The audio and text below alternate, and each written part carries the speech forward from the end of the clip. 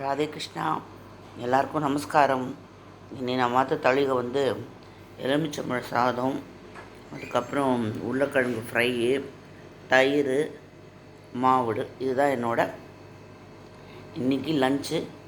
இதுதான் எனக்கு. இப்போது இதுக்கு போகணும், ஹாஸ்பிட்டல் டயாலிசிஸ்க்கு போகணும். போயிட்டு ராத்திரி வரத்துக்கு 8 மணி 9 மணி ஆகிடும். அதுக்கப்புறம் தான் மற்றதெல்லாம் பார்க்கணும். நான் எல்லாமே போடுறேன் பாருங்கோ. ஏன்னா இது தவிர்த்து பாடுறது போடுறது, இதை தவிர்த்து இப்போ வேறு ஒன்றும் என்னால் பண்ண முடியறதில்ல.